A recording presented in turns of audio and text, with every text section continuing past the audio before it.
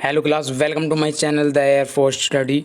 Today class 17 जो कि आपके लिए मोस्ट इम्पोर्टेंट टॉपिक लेकर आया हूँ, जिसमें आज concept of preposition, uses of के बारे में कुछ कॉन्सेप्ट डिस्कस करेंगे जो आपके आने वाले एग्ज़ाम में बहुत ही ज़्यादा बेनिफिशियल है। तो हम अपनी क्लास को स्टार्ट करते हैं। स्टार्ट करने से पहले यदि आप हमारे चैनल पर नए हैं तो आप हमारे चैनल को शेयर एंड सब्सक्राइब जरूर करें मोस्ट और न्यू अपडेट्स के लिए, और छोटी से छोटी वीडियो आपके सामने ऐसे ही प्रस्तुत करते रहेंगे। तो नेक्स्ट चलते हैं हम अपनी क्लास पर। तो ये जो वीडियो बनाई है इसमें आपके सारे ऑफ के कॉन्सेप्ट क्लियर करा दूंगा। तो आप इस वीडियो को बिना किसी रुकावट के देखते रहिए और लास्ट तक अंत तक इसमें बने रहिए। तो हम अपनी क्लास को स्टार्ट करते हैं। Rule number 1। रूल नंबर 1 क्या कहता है?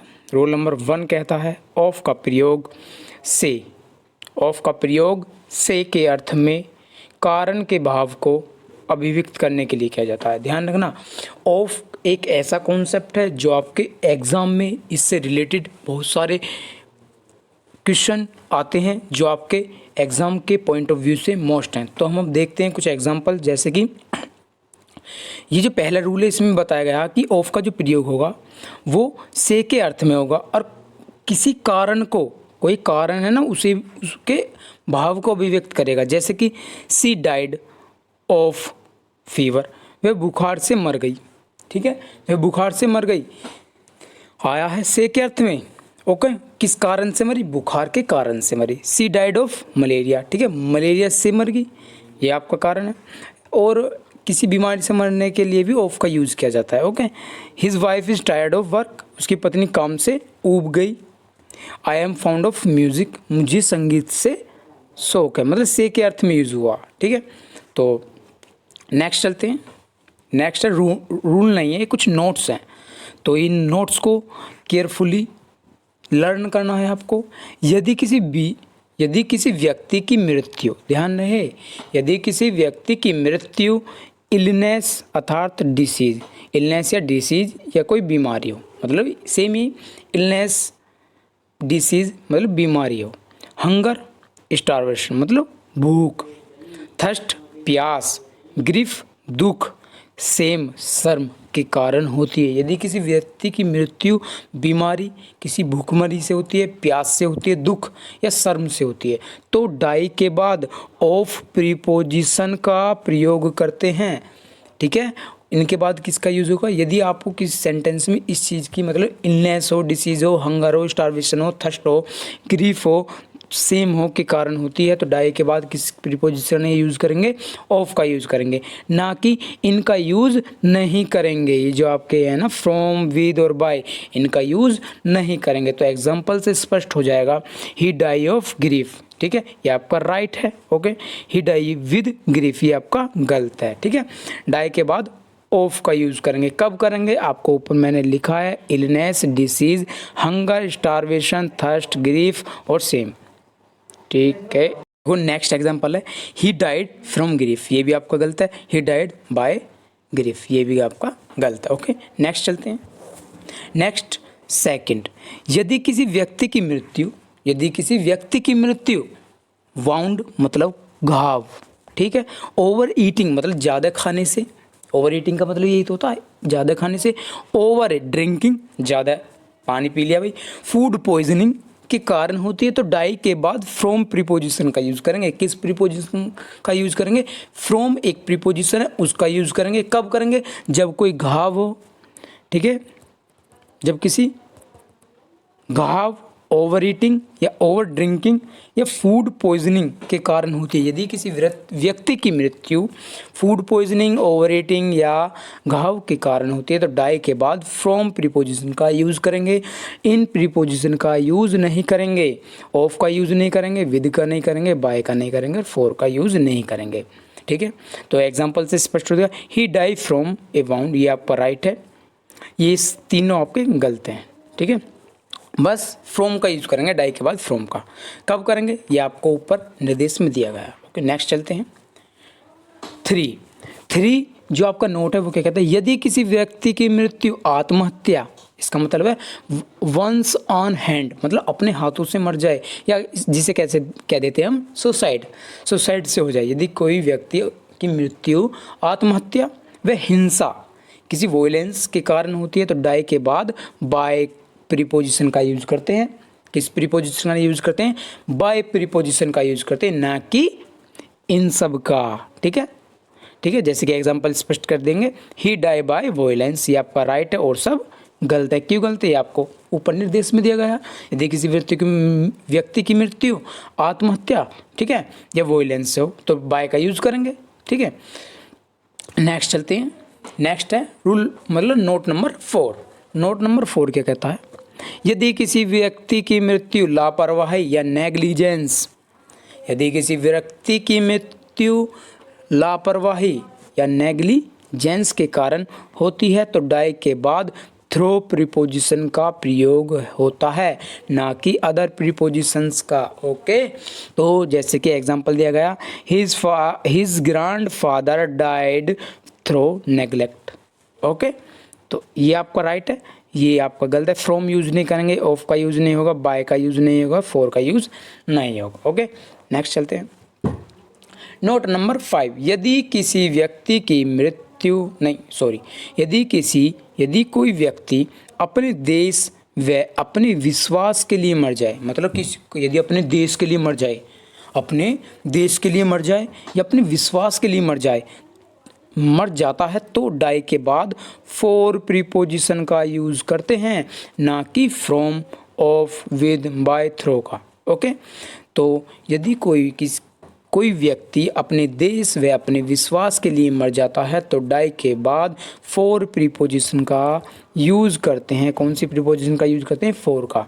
ओके, जैसे कि हम एग्जांपल देखते हैं, he died for his country, वह अपने देश के लिए मर गया। ओके, वह अपने देश के लिए मर गया। जैसे कि next example, he die for her brief, तो ये आपका राइट है। ओके, विश्वास के लिए मर गया, ये आपका राइट है, सॉरी, ये आपका राइट है। नेक्स्ट, ये आपके दोनों गलत है। क्यों गलत है? He die of his country by, ये भी ठीक है, ये वाला भी ठीक है, ये वाला भी आपका ठीक है। नहीं, ये आपके गलत है, सॉरी, ये आपके गलत है, क्योंकि डाई के बाद यहाँ ऑफ यूज़ हुआ, यहाँ डाई के बाद फ्रॉम का यूज़ किया गया है। ठीक है, आपको एक और बार रिपीट करा देते हैं। यदि कोई व्यक्ति अपने देश व अपने विश्वास के लिए मर जाता तो डाई के बाद फॉर का यूज़ करेंगे, इन सब का नहीं करेंगे। ओके, तो die for his country right है, डाई फॉर हर बिलीफ ये भी राइट है, डाई ऑफ, देखो ऑफ आ गए हैं, ऑफ वाला गलत है, फॉर वाला राइट है, डाई फ्रॉम वाला भी गलत हो जाएगा। ओके, नेक्स्ट चलते हैं। नेक्स्ट 6 जो नोट है उसमें क्या कहता है, यदि किसी व्यक्ति की मृत्यु युद्ध के दौरान या बिस्तर पर होती है तो डाई के बाद इन प्रीपोजिशन का प्रयोग करते हैं। ठीक है, यदि किसी व्यक्ति की मृत्यु युद्ध के दौरान या युद्ध के मैदान में बिस्तर पर या डाई के बाद इन प्रीपोजिशन का प्रयोग करते हैं, ना कि अदर प्रीपोजिशंस का। जैसे कि एग्जांपल दिया गया, ही डाई इन बैटल, वह उसकी मृत्यु युद्ध के मैदान में हुई। ठीक है, ये वाला यूज़ गलत है, क्योंकि इनटू का यूज़ नहीं करेंगे, केवल किसका यूज़ करेंगे? इनका। ही डाई इन हिज बेड, उसकी मृत्यु बिस्तर पर हुई। ठीक है, इनटू का यूज़ नहीं करेंगे। यदि किसी व्यक्ति की मृत्यु युद्ध के दौरान बिस्तर पर हो जाती है तो डाई के बाद इनका यूज़ करेंगे। ओके, ध्यान रहे, ये सारी जितनी भी प्रीपोजिशन करा रहा हूँ ना डाई से रिलेटेड, डाई आपके एग्ज़ाम में 2 या 3 नंबर की ज़रूर आती है। ये इतनी मोस्ट है जो आपके आने वाले एग्ज़ाम में बहुत ही ज़्यादा बेनिफिशियल होगा।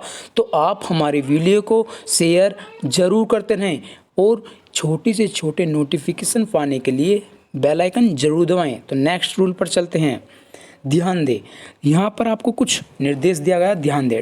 देखो, फर्स्ट क्या कहता है, डाई इन हार्नेस का प्रयोग, मतलब डाई इन हार्नेस, इसका अर्थ क्या होता है? ड्यूटी पर मरना। इसका मतलब भी यही होता है, डाई इन हार्नेस, ड्यूटी पर मरना। ये आपके एक फ्रेजर वर्ब भी दिखे है। ठीक है, अंतिम समय तक काम करते करते मरना। ओके, डाई इन हार्नेस का मतलब क्या? अंतिम समय तक काम करते करते मरना के अर्थ में होता है। जैसे कि एग्जांपल दिया गया, राम लखन बाबू डाई इन हार्नेस। ओके, नेक्स्ट ध्यान दे। सेकंड, डाई का प्रयोग, जो आपका डाई है उसका प्रयोग, इंक चेंज कर लें, डाई का प्रयोग के समाप्त होना, डाई का प्रयोग के समाप्त होना या विलुप्त होने पर इसके बाद विद प्रीपोजिशन का प्रयोग करते हैं। ठीक है, डाई का प्रयोग के समाप्त होना या विलुप्त होने पर इसके बाद विद प्रीपोजिशन का यूज करते हैं। Okay, die, see die with her lover. Okay, right है, ये आपका नेक्स्ट वाला गलत है। ओके, नेक्स्ट चलते हैं। नेक्स्ट है थर्ड। थर्ड क्या कहता? ओके, थर्ड क्या कहता?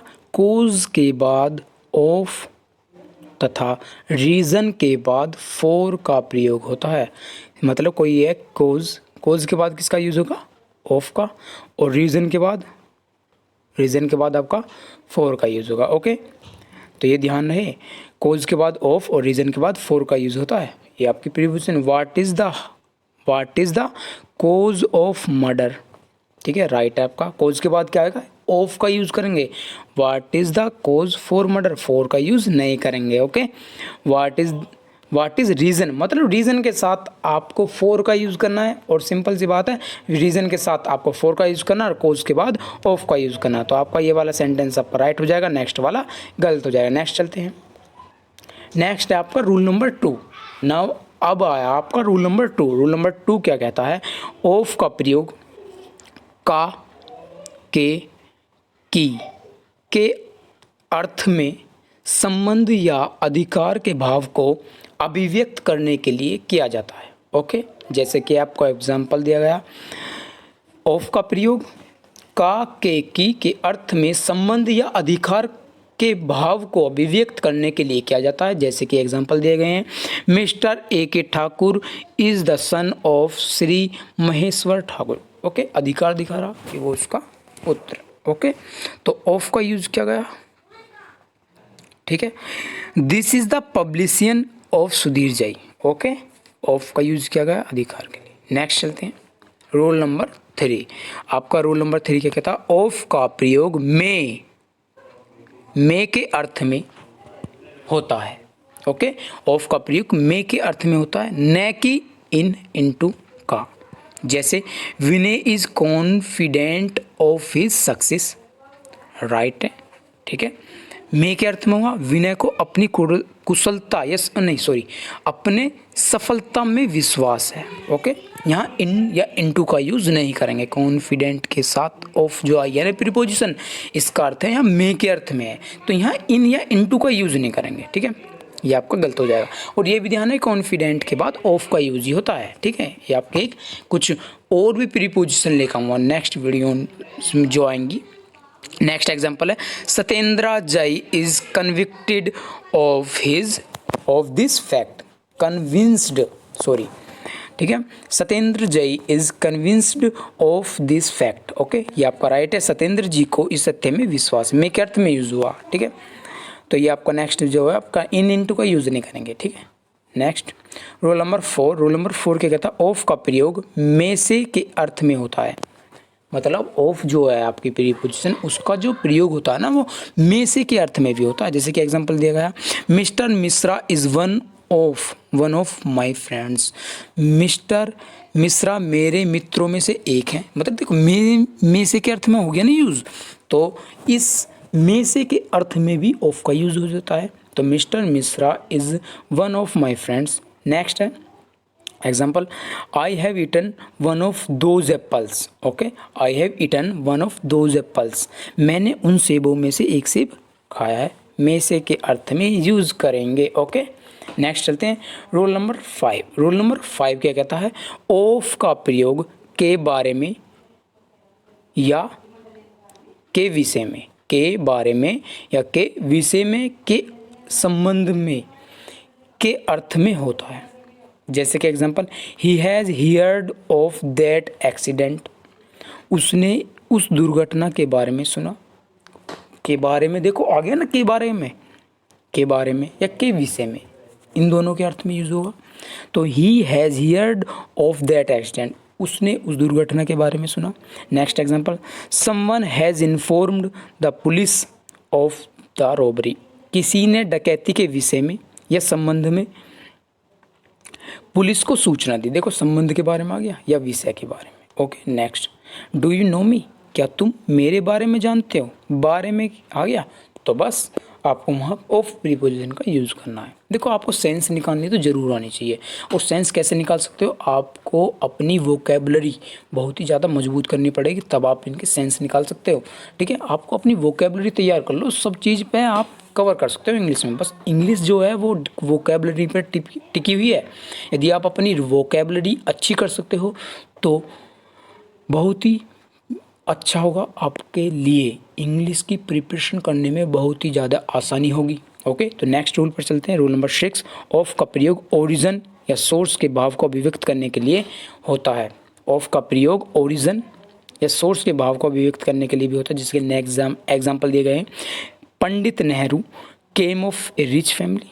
ठीक है, ओरिजिन मतलब किस अपने कहाँ से आया, वो अपनी रिच फैमिली से है, origin. Okay next, he comes of a poor family, जैसे ये रिच फैमिली का, ये पुअर फैमिली का। This house is made of BRICS. ठीक है, यह किससे बना है, मतलब ब्रिक्स माने होती है ईंटें। ओके, ब्रिक्स का मतलब है ईंट, ब्रिक्स माने ईंटें। देखो मेड ऑफ मटेरियल, ये भी एक प्रीपोजिशन है, मेड ऑफ, मेड के साथ ऑफ का यूज करेंगे, कब करेंगे, तब आपको मटेरियल, यदि किसी मटेरियल का यूज़ कर रहे हैं तब किया जाएगा। ओके सॉरी, हम गलत आ गए, नेक्स्ट चलते हैं। ये भी हो गया था आपका, ये भी हो गया था, यहाँ थे, हाँ सॉरी यहाँ ही थे। तो this is made of BRICS. Okay next, this cable is made of would. Okay, तो ओरिजिन या सोर्स के भाव को अभिव्यक्त करने के लिए ऑफ का यूज़ करेंगे। ठीक है, नेक्स्ट चलते हैं। रूल नंबर 7, रूल नंबर 7 जो है आपको, उसमें कहा गया ऑफ का प्रयोग क्वालिटी, कोई गुण, पोजीशन, अधिकार या अपोजिशन, स्पेस इन टाइम और पॉइंट ऑफ रिफ्रैक्शन के अर्थ में भी होता है। जैसे एग्जांपल दिए गए हैं, our publisher is a man of principle. ठीक है, और जो हमारा पब्लिशर है इज़ है ए मैन ऑफ प्रिंसिपल, एक प्रिंसिपल के मैंने, तो उसकी क्वालिटी है। Okay, I lived in the house of Anand, यह उसका अधिकार है। Vikas is the son of, Vikas the son of mister Chandra Kishor Thakur got married, ये उसका अपोजिशन है। The doctor came back with in an hour of the appointed time, space in time. ठीक है, मतलब कुछ स्पेस मिल रहा ना टाइम में। गुड़िया is blind of one I. Okay, तो पॉइंट ऑफ रेफरेंस है ये, गुड़िया जो है इज ब्लाइंड, अंधी है, ऑफ वन आई, एक आंख से वो अंधी है। ओके, तो ये आपका पॉइंट ऑफ रेफरेंस है, उसकी पॉइंट ऑफ रेफरेंस। नेक्स्ट चलते हैं। Next rule number 8, rule number 8 क्या कहता है, ऑफ का प्रयोग कुछ शब्दों के बाद या फ्रेजेस में भी होता है। जैसे एग्जांपल दिया गया, फुल ऑफ, शोर of, short of money, aware of, proud of. देखो प्राउड के साथ ऑफ आता, अवेयर के साथ ऑफ होता है। ठीक है, ये कुछ एग्जाम मतलब फ्रेजेस हैं या कुछ शब्द हैं, इनके बाद ऑफ ही यूज़ होगा, मतलब जहाँ यूज़ हुआ है ना इनमें वहीं यूज़ होगा। देखिए, the 1st of August, take care of, accused of, आप कहते नहीं टेक केयर ऑफ। ठीक है, take care of, think of, cured of, ashamed of, hard of heart, get rid of, ये बहुत आती है। देखो गेट रिड ऑफ बहुत पूछी जाती है, एक थिंक ऑफ भी है, एक क्योर्ड ऑफ भी है, अवेयर ऑफ बहुत पूछी जाती है, प्राउड ऑफ भी बहुत ही ज़्यादा पूछी जाती है, मतलब गेट रिड ऑफ भी बहुत ज़्यादा पूछी जाती है। तो addresses of cotton, A mile of town, worthy of, इसमें ज़्यादा मोस्ट कौन कौन सी, एक अवेयर ऑफ है, प्राउड ऑफ है। ठीक है, अक्यूज्ड भी पूछ लेते हैं, एक्यूज्ड भी पूछ लेते हैं, थिंक ऑफ भी, क्योर्ड ऑफ और गेट रिड ऑफ, ये आपकी 3-4 मोस्ट हैं, इन्हें कर लेना, और आपकी इच्छा जो ज़्यादा करना चाहो तो कर सकते हो। ओके नेक्स्ट चलते हैं। नेक्स्ट देखो, नेक्स्ट आपकी ये जो रिलेटेड मैंने आपके सारे कॉन्सेप्ट क्लियर करा दिए हैं। यदि आप हमारे चैनल पर न्यू हैं तो आप हमारे चैनल को शेयर एंड सब्सक्राइबर जरूर करें।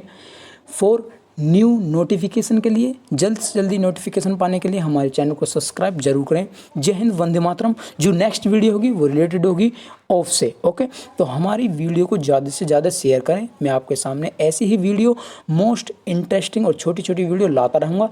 तो तब तक के लिए जय हिंद, वंदे मातरम।